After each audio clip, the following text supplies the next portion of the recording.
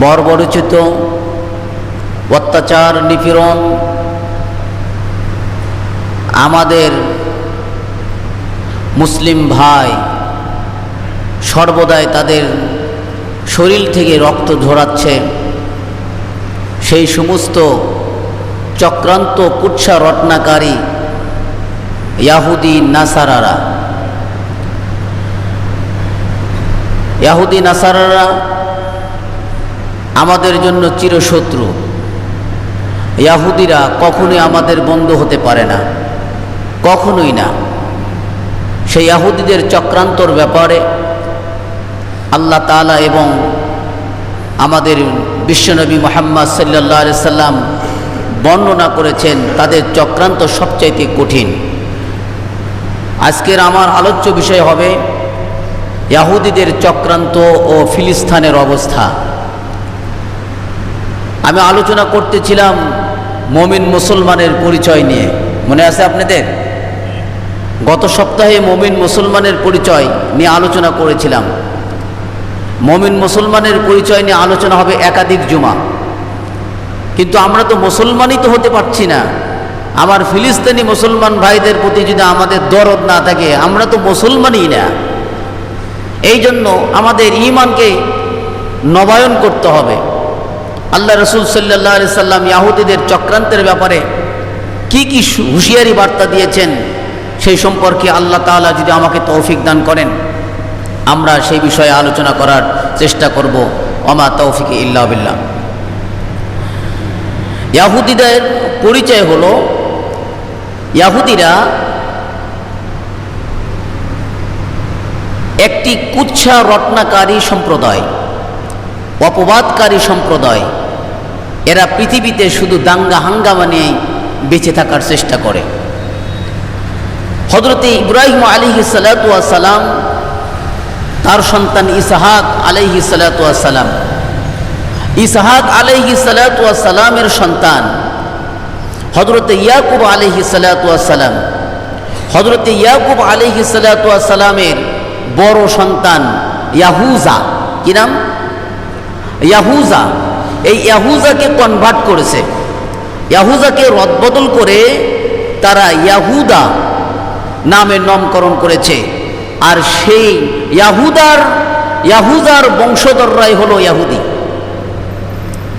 হযরত ইয়াকুব আলাইহিস সালাতু ওয়াস সালামের বড় সন্তান দুর্দর্শ ছিল। তার ভাই, আপন ভাইকে হত্যা করতেও তারা কখনোই কণ্ঠাবোধ করে নাই। ইউসুফ আলাইহিস সালাতু ওয়াস সালামকে কূপে ফেলাতে তাদের দিল কাঁদে নাই। সেই ইয়াহুদার বংশধররাই হলো ইয়াহুদি। তাদের থেকে সাবধান থাকা উচিত। আল্লাহ তাআলা তার পরিচয় দান করেছেন। ইয়াহুদিরা অভিশপ্ত জীবন। এরা কিয়ামত পর্যন্ত আল্লাহ তাআলার পক্ষ থেকে তারা অভিশপ্ত। নাউযুবিল্লাহ বলেন। আল্লাহ তাআলা আমাদেরকে ইয়াহুদি বানায় নাই, আল্লাহ তাআলা আমাদেরকে খ্রিস্টান বানান নাই, আল্লাহ তাআলা আমাদেরকে মুসলমানের ঘরে জন্ম দিয়েছেন, মুসলমান বানাইছেন। এই জন্য নিয়ামতের শুকরিয়া আদায় করব কার? আল্লাহর। ইয়াহুদিরা সীমালঙ্ঘনকারী জাতি। এরা সর্বদাই সীমা অতিক্রম করে। এদের হাতে রক্তে রঞ্জিত নবীদের হত্যার রক্ত এদের হাতে লেগে আছে। ইয়াহুদিরা যে পরিমাণ নবীদেরকে হত্যা করেছে অন্য কোনো জাতি এই পরিমাণ নবীদেরকে হত্যা করে নাই। আল্লাহ রাসূল সাল্লাল্লাহু আলাইহি ওয়াসাল্লামের উপর ওহী নাযিল করা হয়েছে ইয়াহুদিরা লাঞ্ছিত, অপদস্থ, অসহায়ত্বের জিন্দেগি গড়বে। আল্লাহ তাআলা এটা কোরআনে উল্লেখ করে দিয়েছেন। সূরা বাকারা 61 নম্বর আয়াতে আল্লাহ তাআলা তিনি বলেন, ওয়াদুরিবাত আলাইহিমুজ জিল্লাতু ওয়াল মাসকানা। ইহুদিদের উপর আল্লাহ তাআলা ছুঁড়ে মারলেন লাঞ্ছনা এবং অপদস্থের জিন্দেগি।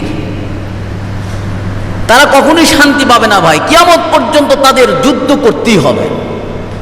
কারণ আমরণ তাদের বিরুদ্ধে রুখে দাঁড়াবে মুজাহিদগণ, ইসলামী সৈনিক।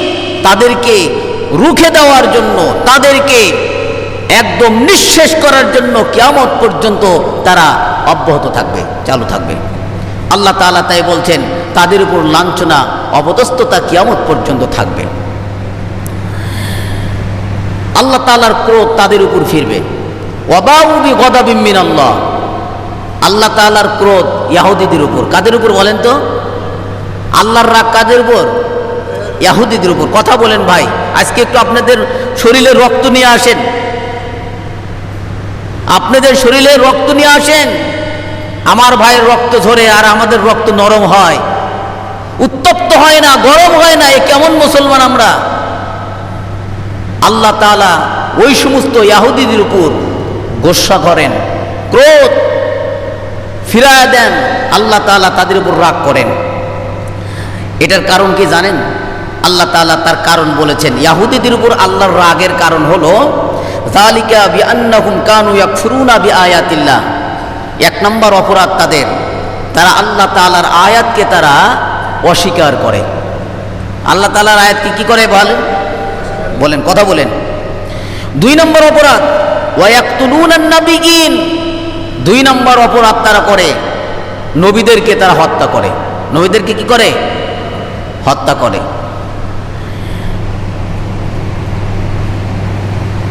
কেমনভাবে হত্যা করে? বিগয়রিল হক, নবীদেরকে তারা ন্যায়সঙ্গতভাবে হত্যা করে নেয়, অন্যায়ভাবে তারা হত্যাই করেছে। যালিকা বিমা আসাউ ওয়া কানু ইয়াতাদুন, তারা ছিল পাপাচার, তারা অবাধ্য জাতি, তারা ছিল সীমালঙ্ঘনকারী। সীমালঙ্ঘন করার কারণে তারা পাপের কাজে তারা লিপ্ত থাকত।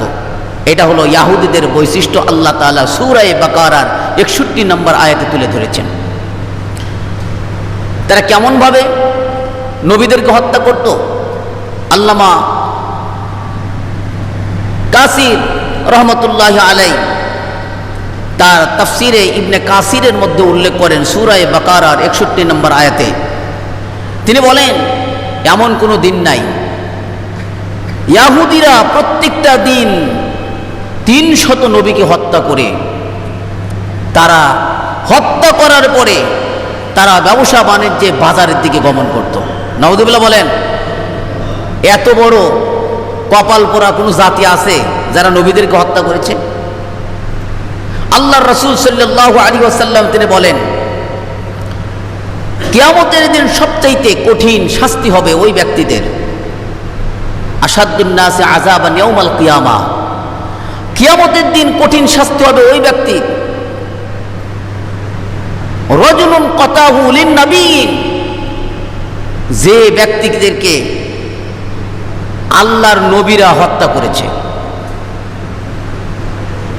আর যারা নবীদেরকে হত্যা করেছে এদের কিয়ামতের দিন সবচাইতে কঠিন শাস্তি হবে। শাস্তির তো শ্রেণীবিন্যাস আছে, কিন্তু আল্লাহ তাআলা কিয়ামতে সবচাইতে বেশি শাস্তি দিবেন কাদেরকে বলেন তো? যারা নবীদেরকে হত্যা করেছে, নবীরা যাদেরকে হত্যা করেছে। এই ইহুদি জাতি প্রতিদিন 300 নবীদেরকে হত্যা করত। 300 প্রতিদিন নবীদের রক্তে তাদের হাত রঞ্জিত হতো। ইহুদি এরা মুনাফিক জাতি, এদের থেকে সাবধানতা আল্লাহ রাসূল সাল্লাল্লাহু আলাইহি সাল্লাম আমাদেরকে করেছেন। এই ইহুদি উড়ে এসে জুড়ে বসার মতন। ইহুদিদের বংশ পরিচয় নাই ভাই।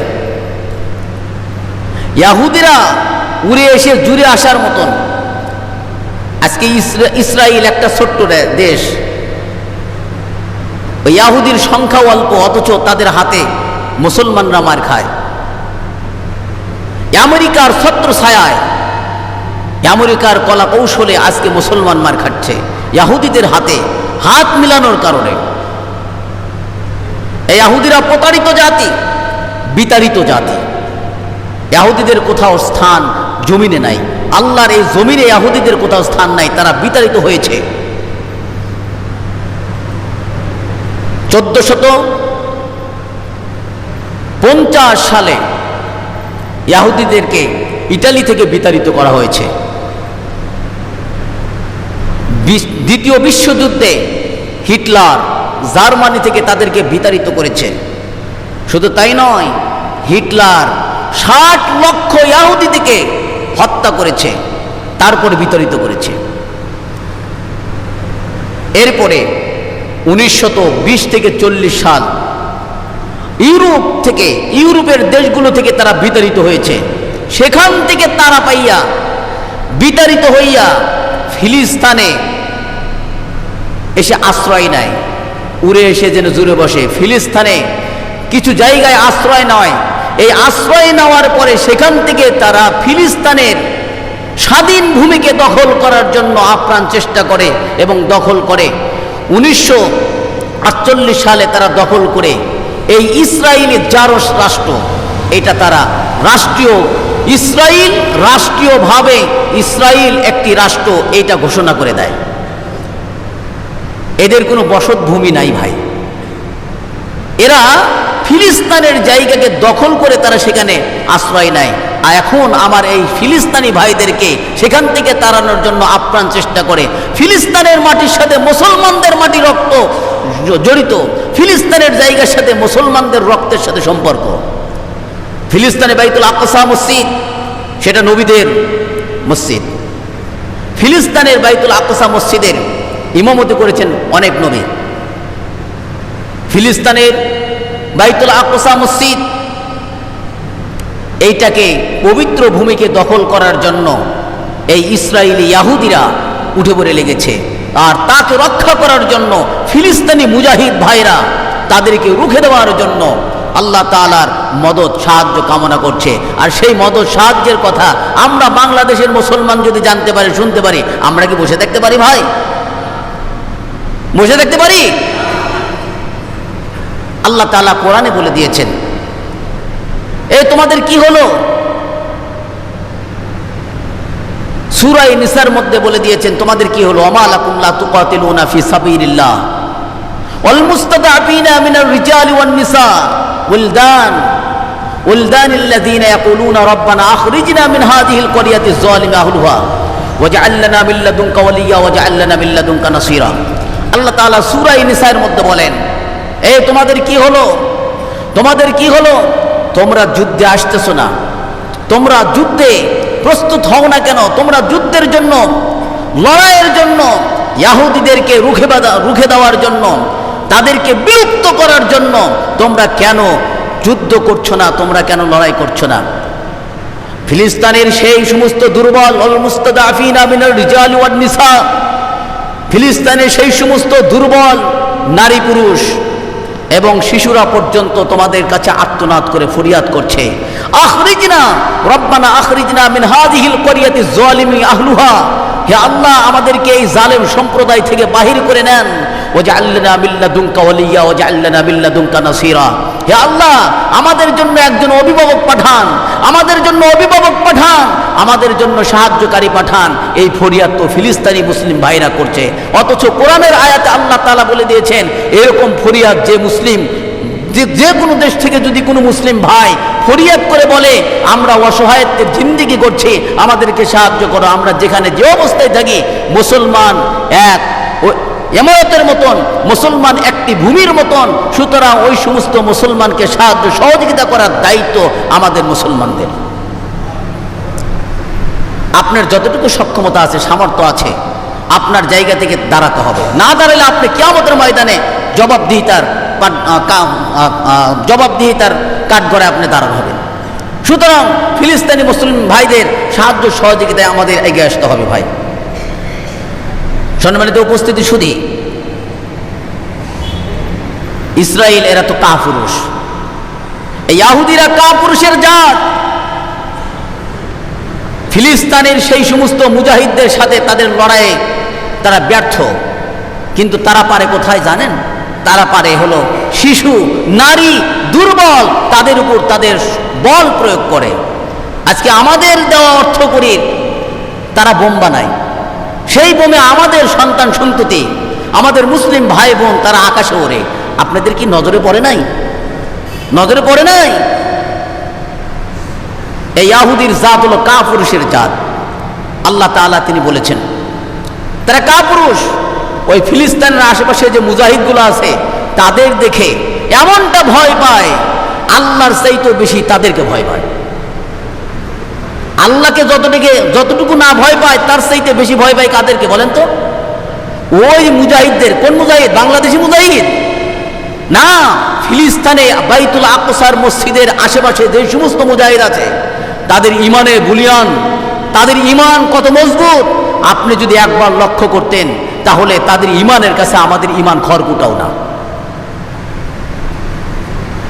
বন্দুকের সামনে, বুলেটের সামনে, বোমার সামনে তারা আল্লাহ তাআলার তাওহীদের কথা বলে, আর আমাদের সামনে যদি বন্দুক থাকে ভাই আমাদের ইমান কই যাবে আল্লাহ ভালো জানে।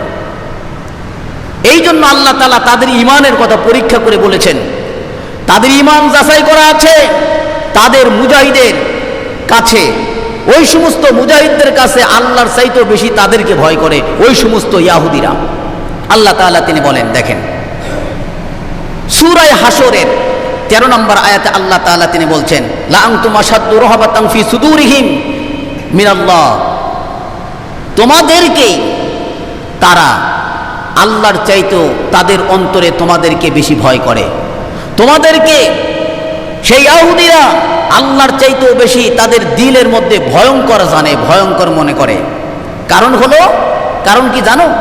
যালিকা বিআন্নাহুম কওমুল লা ইয়াফকাহুন, এই ইহুদি জাতি হলো নির্বোধের জাতি। ইহুদি জাতি হলো নাসমুজের জাতি, তারা বুঝতে চায় না, তারা যেটা বোঝে সেটাই। নাবুস জাতি হলো ইহুদি জাতি। আল্লাহ তাআলা তাই বললেন এরা বোঝে না, এরা যেটাই বোঝে সেটাই, এরা আল্লাহর চাইতে ওই সমস্ত মুজাহিদকে বেশি ভয় পায়। ইহুদিরা কাফুরুজ জাতি। সুতরাং এদের ব্যাপারে রুখে দাঁড়াতে হবে আমাদের।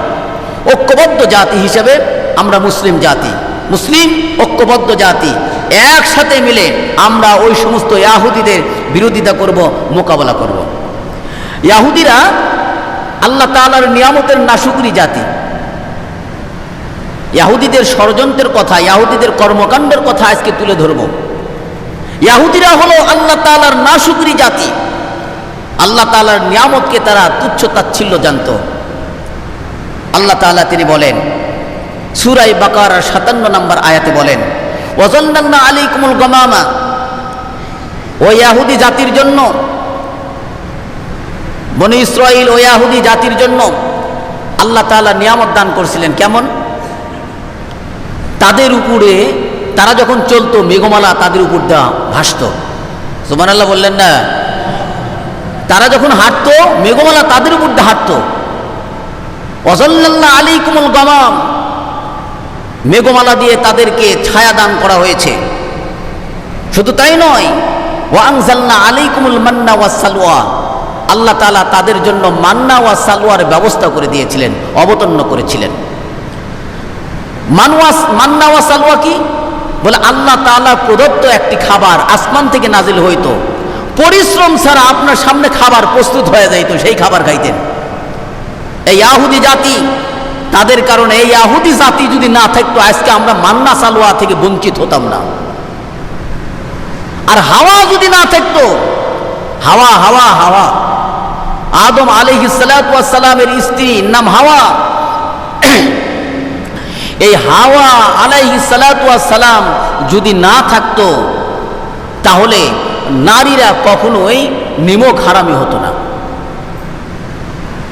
এই হাওয়া আলাইহিস সালাতু ওয়াস সালাম নিমক হারামি করেছিল, নিয়ামতের নিমক হারামি করেছিল, ওয়াসওয়াসায় পড়েছিল শয়তানের। আর হাওয়া আলাইহিস সালাতু ওয়াস সালাম আদমকে ওয়াসওয়াসা দিয়েছিল। এই জন্য নবী করিম সাল্লাল্লাহু আলাইহি সাল্লাম বললেন যে বনী ইসরাঈল, এই ইহুদি জাতি যদি না থাকতো তাহলে আমরা আজকে মান্না সালওয়াও খাইতে পারতাম, আকাশ থেকে আল্লাহ তাআলার পক্ষ থেকে নিয়ামত প্রাপ্ত একটি খাবার খাইতে পারতাম। তারা কি করছে? বলে এইটাকে তুচ্ছ তাচ্ছিল্য জেনে খাবে কি? পেঁয়াজ, রসুন, ডাল এগুলো খাবে। আল্লাহ তাআলা তাদেরকে মান্না সালওয়ার চাইতে নিকৃষ্টতম খাবার ব্যবস্থা করে দিয়েছিলেন।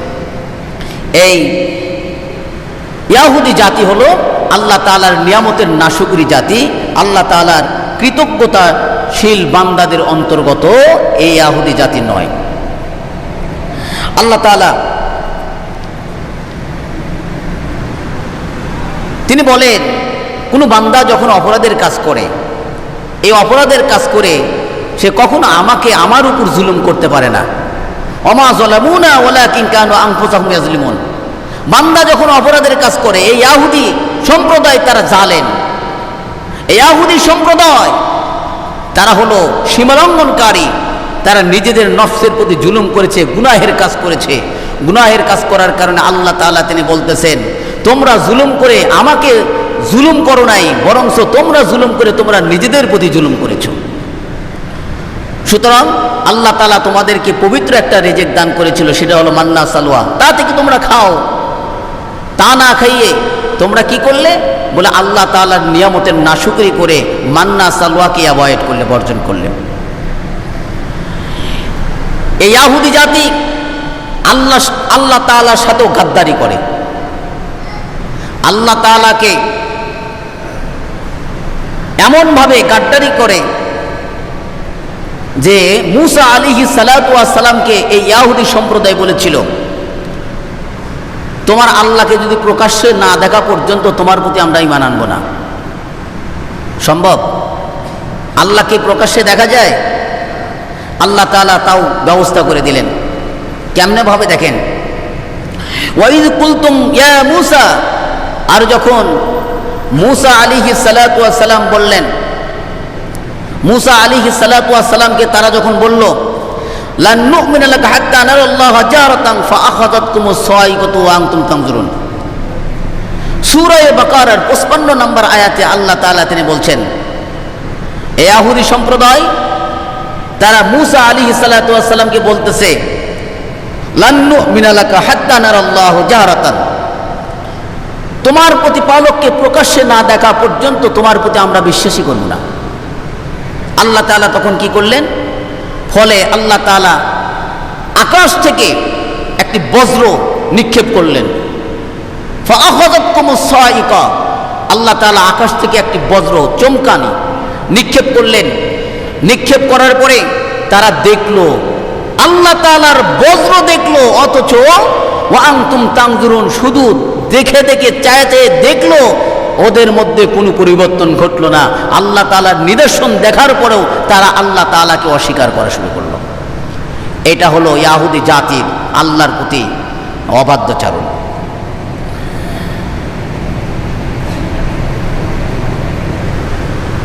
আল্লাহ রাসূল সাল্লাল্লাহু আলাইহি ওয়াসাল্লাম তিনি বলেন,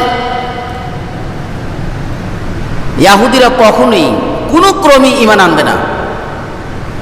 সমস্ত ইহুদি সম্প্রদায়ের মধ্য থেকে 10 জন ব্যক্তি যদি আল্লাহ তাআলার রাসূলের কাছে ঈমান আনতো, আমার নবী সাল্লাল্লাহু আলাইহি ওয়াসাল্লাম ভবিষ্যৎ বার্তা দিয়েছেন, ইহুদিদের মধ্য থেকে যদি 10 জন ব্যক্তি ঈমান আনতো, তাহলে তারা সমস্ত সম্প্রদায়, ইহুদি সম্প্রদায় আমার কাছে ঈমান আনতো। কিন্তু 10 জন ব্যক্তিও ইহুদি সম্প্রদায় মধ্য থেকে 10 জন ব্যক্তিও আল্লাহ রাসূলের কাছে ঈমান আনে নাই। তার মানে ওরা কিয়ামত পর্যন্ত 10-এর অধিক যাবেই না, ঈমানই আনবে না। দলিল, নবী করিম সাল্লাল্লাহু আলাইহি সাল্লাম তিনি বলেন, বুখারী শরীফ 3941 নম্বর হাদিস, হযরত আবু হুরায়রা রাদিয়াল্লাহু তাআলা আনহু তিনি বলেন, লাউ আমানা আশারাতুম মিনাল ইয়াহুদা লা আমানা বিল ইয়াহুদ। নবী করিম সাল্লাল্লাহু আলাইহি সাল্লাম বলতেছেন, ইহুদিদের সম্প্রদায়ের মধ্য থেকে যদি 10 জন ব্যক্তি আমার প্রতি ঈমান আনতো, তাহলে তারা সকলেই আমার প্রতি ঈমান আনতো, কিন্তু তা আনে নাই, তারা আনবেও না। ইহুদি এরা এমন একটি জাত, তারা নবীদের প্রতি অপবাদ দিত, নবীদের প্রতি তারা অপবাদ দিত, অপবাদ দিতে তারা কণ্ঠাবোধ করতো না। হযরতে মূসা আলাইহিস সালাতু ওয়াস সালাম কে তারা বিকলঙ্গ বলতো, মূসা আলাইহিস সালাতু ওয়াস সালামকে বিকলঙ্গ বলতো যে তার পঙ্গুহানি হয়েছে। হযরতে মূসা আলাইহিস সালাতু ওয়াস সালাম অত্যাধিক লাজুক ছিল। লাজুক থাকার কারণে ওই সময় অবস্থান হলো, মানুষে গোসল করত কাপড় চোপড় সব খুলে। মূসা আলাইহিস সালাতু ওয়াস সালামের সময়ের সিস্টেম ছিল, সবাই গোসল করত কাপড় চোপড় খুলে, ন্যাংটা হয়ে, উলঙ্গ হয়ে। কিন্তু মূসা আলাইহিস সালাতু ওয়াস সালাম অত্যাধিক লাজুক হওয়ার কারণে, লজ্জাশীল হওয়ার কারণে সে উলঙ্গ হতো না, কারণ নবীরা কখনোই অশ্লীলতা পছন্দ করেন না। কথা বলেন, মূসা আলাইহিস সালাতু ওয়াস সালামকে তারা অপবাদ দিয়েছে, কষ্ট দিয়েছে যে মূসা আলাইহিস সালাতু ওয়াস সালাম বিকলঙ্গ। আল্লাহ তাআলা এমন একটি কুদরত দেখাইলেন, মুসা আলাইহিস সালাতু ওয়াস সালাম একটি পাথরের উপর কাপড় ধুয়ে গোসল দিতে নামলেন। গোসল দিয়ে উঠবেন, এর মতো অবস্থায় পাথর ওই কাপড়টাকে নিয়ে দৌড় মারছে। মুসা আলাইহিস সালাতু ওয়াস সালাম ঘটনাক্রমে একা ছিলেন, এই জন্য উলঙ্গ হয়ে গোসল দিচ্ছেন, অথবা আল্লাহ তাআলার এটা ইচ্ছা ছিল। মুসা আলাইহিস সালাতু ওয়াস সালাম উঠে দেখেন তার কাপড় নাই, পাথরের উপর পাথর অটোমেটিকভাবে একা একা দৌড় মারছে। মুসা আলাইহিস সালাতু ওয়াস সালাম বলতেছিলেন, এই কাপড় এই কাপড়, এইভাবে দৌড় দিতে লাগছেন। ওই কাপড়ের পাথরটা ইয়াহুদীদের একটি সম্প্রদায়ের মধ্যে অবস্থান করলো, ঠেকলো। যখনই থামলো ওই পাথরটা, তখন মুসা আলাইহিস সালাতু ওয়াস সালাম পাথরে একটা পেটন মেরেছিলেন। একটা পেটনের কারণে ওই পাথর 6টি থেকে 7টি দ্বিখণ্ডিত হয়ে গিয়েছিল। আল্লাহ তাআলা দেখা দিলেন ওই ইয়াহুদী সম্প্রদায়কে, দেখো আমার নবী বিকলাঙ্গ নয়। তারা মুসা আলাইহিস সালাতু ওয়াস সালামকে দেখলেন এবং তারা বলল যে আমাদের চাইতে শরীরের অবকাঠামো মুসার ভালো। আল্লাহ তাআলা সেই কথায় সূরা আহজাবের 69 নম্বর আয়াতে স্পষ্ট উল্লেখ করে দিয়েছেন। আল্লাহ তাআলা তিনি বলেন, হে ঈমানদার ব্যক্তিরা, তোমরা ওই ইহুদি সম্প্রদায়ের মতন হয়ো না, ইহুদি নাসারা খ্রিস্টানদের মতন হয়ো না। তারা কি করেছে? বলে ইয়া আইয়ুহাল্লাযীনা আমানু লা তাকুনু কাল্লাযীনা আযাউ মূসা ফাবাররাহুল্লাহু মিম্মা ক্বালু। তারা মূসা আলাইহিস সালাতু ওয়াস সালামের নামে অপবাদ দিয়ে তারা মূসাকে কষ্ট দিয়েছে। এই মূসাকে কষ্ট দেওয়ার মতন কর্ম তোমরা করো না, ঈমানদাররা করো না। নবীদেরকে কষ্ট দেওয়ার মতন কাজ তোমরা করো না, কখনোই করো না। যদি করো, মূসা আলাইহিস সালাতু ওয়াস সালামকেও আল্লাহ তাআলা পবিত্র করেছিলেন, মুক্ত করেছিলেন দোষগুলি থেকে। ফাবাররাহুল্লাহু মিম্মা ক্বালু, আল্লাহ তাআলা তাদের কথা থেকে মূসাকে পবিত্র করেছিলেন, দোষমুক্ত করেছিলেন। কারণ কি ছিল? আল্লাহ তাআলা তিনি বললেন, ওয়া কানা ইনদাল্লাহি ওয়াজিহা। মূসা আলাইহিস সালাতু ওয়াস সালাম আল্লাহ তাআলার নিকটে মর্যাদাবান ছিল। ইহুদিদের চাইতে মূসা কি ছিল? আল্লাহ তাআলার কাছে মর্যাদাবান ছিল। এই জন্য আল্লাহর নবীকে দোষমুক্ত করেছে। এই ইহুদি জাতি এমন জাতি, তারা নবীদের অপবাদ দিতেও কণ্ঠাবোধ করে নাই। ইহুদিরা ঈসা আলাইহিস সালাতু ওয়াস সালামকে অপবাদ দিয়েছে। ঈসা আলাইহিস সালাতু ওয়াস সালামকে তারা শুলে চড়াইছিল, তাদের ধারণা, এটা তাদের সন্দেহ। অথচ ঈসা আলাইহিস সালাতু ওয়াস সালামকে এটা কোনো কিছুই করতে পারে নাই। কারণ আল্লাহ তাআলা যাকে রক্ষা করেন কেউ তাকে মারতে পারে না। আল্লাহ তাআলা তিনি বললেন সূরা নিসা 157 নম্বর আয়াতে বলেন, ওয়াকাউলিহি, তাদের উক্তি এই ছিল, ইন্না কাতালনাল মাসিহা ঈসা ইবনে মারইয়াম রাসূলুল্লাহ। আল্লাহ তাআলার রাসূল ঈসা ইবনে মারইয়ামকে তারা হত্যা করেছে। এই উক্তিটা ছিল কাদের? ইহুদিদের। এই উক্তিটা কাদের ছিল? নাসারাদের, ইহুদিদের এটা উক্তি ছিল। আল্লাহ তাআলা তিনি স্পষ্ট ভাষায় বলে দিলেন, ওমা কাতালুহু, অথচ তারা ঈসা আলাইহিস সালাতু ওয়াস সালামকে হত্যা করতে পারে নাই। ওমা সালাবুহু, তারা যে দাবি করে শুলে চড়াইছিল ঈসা আলাইহিস সালাতু ওয়াস সালামকে, আল্লাহ তাআলা বলতেছেন ওমা সালাবুহু, তারা ঈসা আলাইহিস সালাতু ওয়াস সালামকে শুলেও চড়াতে পারে নাই। তাহলে কি হয়েছে? ওয়ালাকিন শুব্বিহা লাহুম, আল্লাহ তাআলা বলতেছেন বরংস তাদের চোখে ধান্দা এসেছে, তাদের চোখের মধ্যে সন্দেহ আছে। তাদের চোখের সন্দেহের দৃষ্টির মধ্যে আল্লাহ তাআলা ঈসা আলাইহিস সালাতু ওয়াস সালামকে আসমানে উঠে নিয়ে গেছেন। এই ঈসা আলাইহিস সালাতু ওয়াস সালামের ব্যাপারেও ইহুদি খ্রিস্টানরা অপবাদ দিয়েছে যে ঈসা আলাইহিস সালাতু ওয়াস সালাম আল্লাহ তাআলার পুত্র। নাউজুবিল্লাহ বলেন। ইহুদিরা নবীদেরকে হত্যা করেছে। আল্লাহ তাআলা তার দলিল দেন সূরা বাকারা 87 নম্বর আয়াতে। আল্লাহ তাআলা তিনি বলছেন, আফাকুল্লামা, এই তোমাদের এমন আচরণ কেন? আল্লাহ বলতেছে আফাকুল্লামা, তোমাদের এমন আচরণ কেন? এরকম কেমন আচরণ? এটা কি আচরণ হইল? আমরা অনেক সময় খারাপ কর্ম দেখলে এরকম বলে থাকি। আল্লাহ তাআলা বলতেছেন আফাকুল্লামা, তোমাদের আচরণ এমন কেন? জাআকুম রাসূলুম বিমা লা তাহওয়া আনফুসুকুম ইস্তাকবারতুম। এ ভাই শোনেন, এই আচরণগুলো আমাদের মধ্যে হওয়া যাবে না। ও ইহুদিরা এমন অবস্থায় ছিল, তাদের নিকটে কোনো নবী বার্তা, আল্লাহ তাআলার আয়াত বাণী পৌঁছাইলে যদি তাদের মনোপুত হইতো, পছন্দ হইতো, সেটা তারা মানত। আর যদি পছন্দ না হইতো তাহলে তারা কি করত? ইস্তেকবারতুম, অহংকার করত। অহংকার কি ভাই? এক সাহাবী আল্লাহ রাসূল সাল্লাল্লাহু আলাইহি সাল্লামের কাছে বললেন, ইয়া রাসূলুল্লাহ, আমার তো মনে হয় আমার পায়ের জুতার তলা, আমার এই পায়ের জুতার তলা এত যে সুন্দর, এরকম সুন্দর আর কারো না হোক, এটা আমার ইচ্ছা হয়। আমার পায়ের জুতার যে তলাটা সুন্দর, এরকম সুন্দর যেন কারো না হয়, আমার এটা গর্ববোধ হয়। এটা কি অহংকার? আল্লাহর নবী সাল্লাল্লাহু আলাইহি সাল্লাম বললেন, না না না, এটা অহংকার না। অহংকার প্রত্যাখ্যাতি বলা হয় যারা সত্যকে অস্বীকার করে, সত্য মানতে অস্বীকার করে, সেটাই হলো অহংকার। এ ভাই সঙ্গে শুনে নেন, অহংকার কাকে বলে? যারা সত্য মানতে অস্বীকার করে, সেটা হলো অহংকার। কোরআনের আয়াত নবীরা পৌঁছায় দিত ইহুদিদের কাছে। ইহুদিদের মনপুত হইলে মানত, মনপুত না হইলে অস্বীকার করত, সত্যকে অস্বীকার করত, অহংকার করত। শুধু তাই নয়, তাদের একদল ফারিকং কাযযাবতুম, তাদের একটি দল নবী রাসূলদের সেই কথাকে মিথ্যারূপ আচরণ করত, মিথ্যা সাব্যস্ত করত। আর অফারিকং তাকতুলুন, আর কত ইহুদিরা নবীদেরকে হত্যা করেছে। নাউযুবিল্লাহ বলেন। তারা দিন প্রতিদিন নবীদেরকে, 300 নবীদেরকে হত্যা করেছে এই ইহুদি জাতি। এরা কি আমাদের বন্ধু হতে পারে ভাই? ইহুদি সম্প্রদায় আমাদের কি বন্ধু হতে পারে? না, কখনই হতে পারে না। নবী করিম সাল্লাল্লাহু আলাইহি সাল্লাম এ থেকে আমাদের সাবধান করেছেন। এই শোনো শোনো, যারা নবীদেরকে হত্যা করে তারা কিয়ামতের ময়দানে সবচাইতে বেশি শাস্তি পাবে। আর নবীরা যাদেরকে হত্যা করে তারা কিয়ামতের ময়দানে সবচাইতে বেশি শাস্তি পাবে। সম্মানিত উপস্থিতি, শুধু আল্লাহ তাআলার নবীর সাথেও এই ইহুদিরা বিশ্বাসঘাতকতা করেছে। আল্লাহর রাসূলকে বিভিন্নভাবে চক্রান্ত করেছে এই ইহুদিরা। বিষ পানে আল্লাহ রাসূলকে হত্যা করার জন্য উদ্যত হয়েছে তারা। জৈনিক এক ইহুদি মহিলা খয়বারের ময়দানে, খয়বারের যুদ্ধে আল্লাহ রাসূল সাল্লাল্লাহু আলাইহি সাল্লামকে বিষ মাখা ছাগলের গোশত উপস্থিত করে দিয়েছে, হাদিয়া পাঠাইছে। আল্লাহ রাসূল সাল্লাল্লাহু আলাইহি সাল্লাম খাবেন, হাতে তুলেছেন গোশত। আল্লাহ রাসূলের সাথে কথা বলেছে যে, ইয়া রাসূলুল্লাহ, আমার এই গোশতের সাথে বিষ মিশানো আছে। আল্লাহ রাসূল সাল্লাল্লাহু আলাইহি সাল্লাম সেই গোশত আর খান নাই।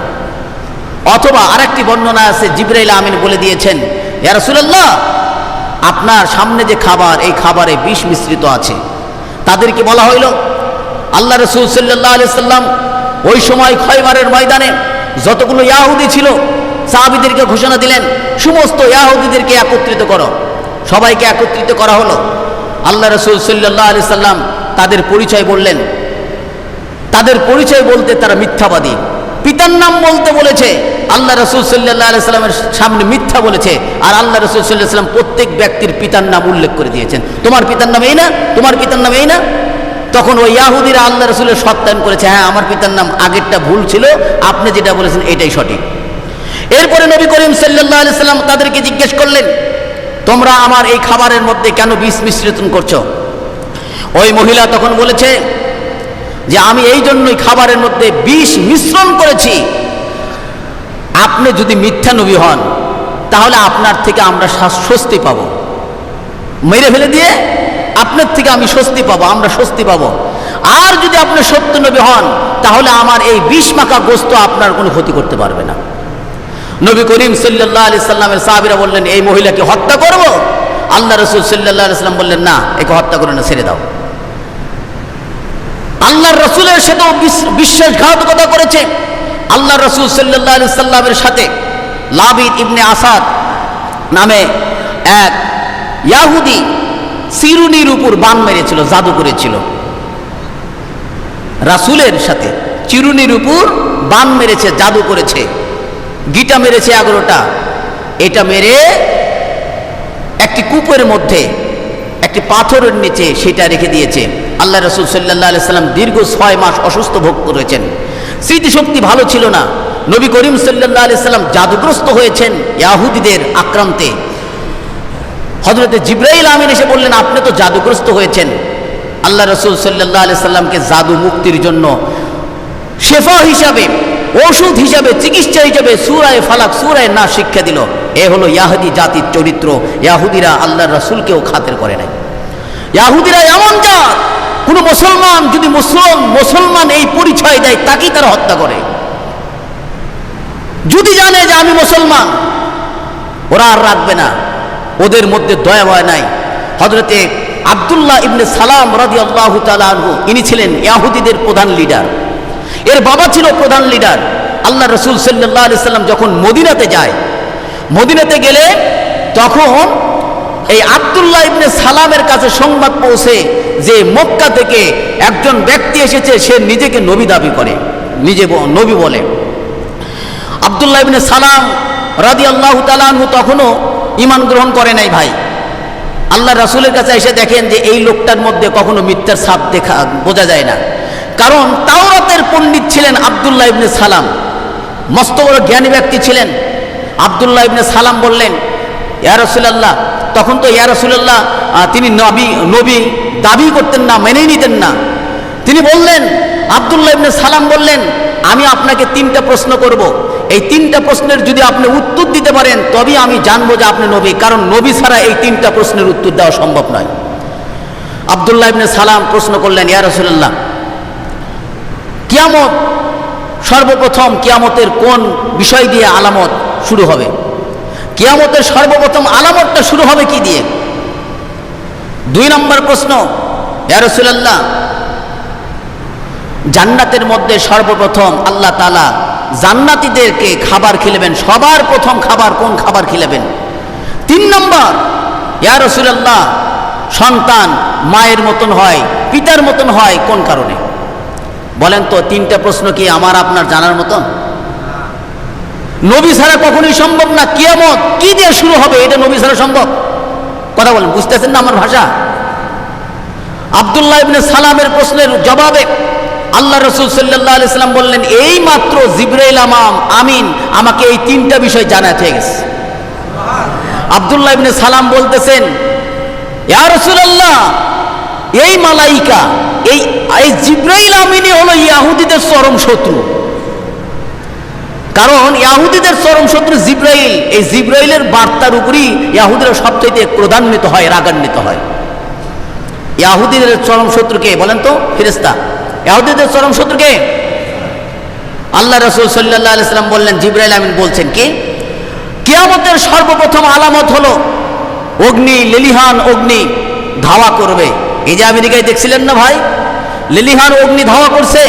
আল্লাহ রাসূল সাল্লাল্লাহু আলাইহি সাল্লাম বলেন, পূর্ব দিক থেকে অগ্নি লেলিহান অগ্নি ধাওয়া করবে, সবাইকে পশ্চিম দিক জড়ো করবে। এটা হলো কিয়ামতের সর্বপ্রথম আলামত। এই আলামতটা যেদিন দেখবা সেটা হলো কিয়ামতের প্রথম আলামত শুরু হয়েছে। 2 নম্বর, জান্নাতের মধ্যে সর্বপ্রথম আল্লাহ তাআলা জান্নাতীদের খাবার খেলাবেন মাছের কলিজা। 3 নম্বর, সন্তান পিতার আকৃতিতে হয়, মাতার আকৃতিতে হয় কেন? আল্লাহর নবী সাল্লাল্লাহু আলাইহি সাল্লাম বললেন, জিবরাইল আমিন আমাকে বলেছেন, স্বামী স্ত্রীর মিলনে যদি পুরুষের বীর্য স্ত্রীর গর্ভে প্রথম পৌঁছে, বীর্যক্ষরণ যদি প্রথম হয় পুরুষের, তাহলে ওই সন্তান পিতার আকৃতিতে হবে। আর যদি বীর্যক্ষরণ নারীর হয় আগে, তবে ওই সন্তানটা মায়ের আকৃতিতে হবে। সুবহানাল্লাহ বলেন। আল্লাহ রাসূল সাল্লাল্লাহু আলাইহি সাল্লামের এই কথা শুনে আব্দুল্লাহ ইবনে সালাম তো বড় মস্ত বড় পণ্ডিত ছিল, তাওরাতের পণ্ডিত ছিল। তিনি বললেন, আমি সাক্ষ্য দিলাম আপনি নবী, আল্লাহর নবী, কোনো সন্দেহ নাই, আমি এখনই ইসলাম কবুল করলাম। আশহাদু আল্লা ইলাহা ইল্লাল্লাহ ওয়া আশহাদু আন্না মুহাম্মাদান আবদুহু ওয়া রাসূলুহু। আব্দুল্লাহ ইবনে সালাম মুসলমান গ্রহণ করলেন। মুসলমান হওয়ার পরে আব্দুল্লাহ ইবনে সালাম বলতেছেন, ইয়া রাসূলুল্লাহ, আমার এই মুসলমান আমি যে হইছি এটা গোপন রাখেন, আগেতে বলেন না। এর পূর্বে ইহুদিদের চরিত্রকে প্রকাশ করার জন্য আব্দুল্লাহ ইবনে সালাম বললেন, ইহুদিদের চরিত্র হলো, তারা হলো অপবাদকারী সম্প্রদায়, কুচ্ছা রটনাকারী সম্প্রদায়। আপনি এটা পরীক্ষা করতে পারেন। আপনি আমার এই বিষয়টা উজ্জ্বল রাখেন, গোপন রাখেন। আল্লাহ রাসূল বললেন, তুমি ভিতরে যাও। অন্যান্য ইহুদি সম্প্রদায়ের আরো যারা ছিল আল্লাহ রাসূল সাল্লাল্লাহু আলাইহি সাল্লামের কাছে আসলো। আল্লাহ রাসূল তাদেরকে বললেন, এই শোনো, তোমাদের লিডার আব্দুল্লাহ ইবনে সালাম এ কেমন ব্যক্তি? বলে খুব ভালো ব্যক্তি। আব্দুল্লাহ ইবনে সালামের গুণ কীর্তন বলতে বলতে রাসূল সাল্লাল্লাহু আলাইহি সাল্লামের কাছে প্রশংসা করতে করতে যেন পঞ্চমুখ।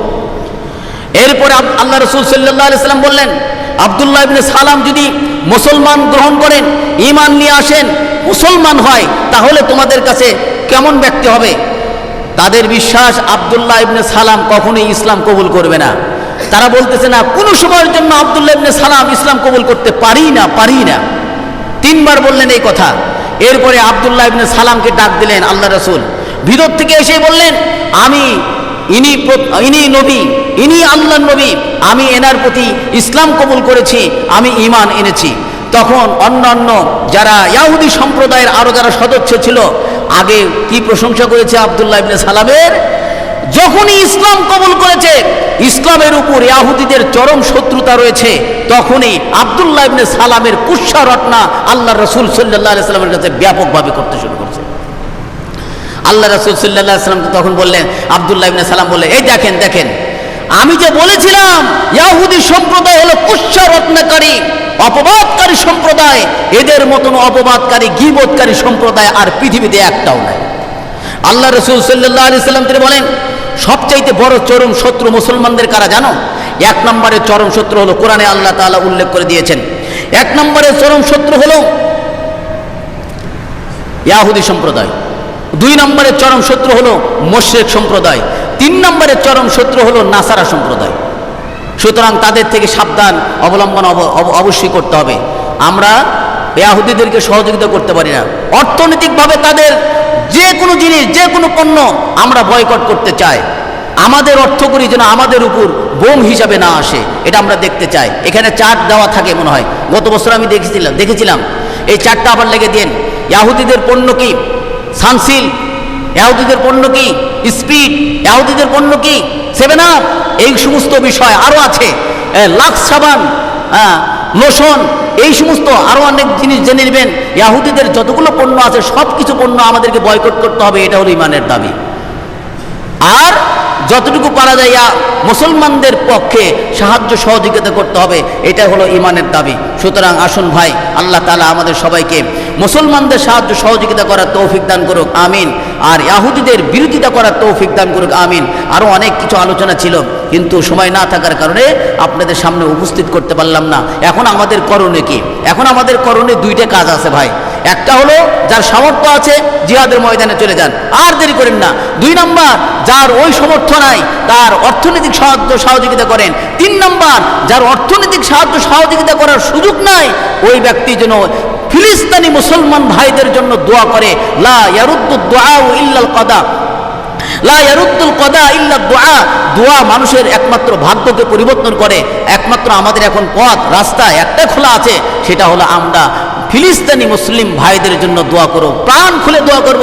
আমরা সবাই ফিলিস্তিনি মুসলমান ভাইদের পক্ষে আছি না নাই? আল্লাহ তাআলা আমাদের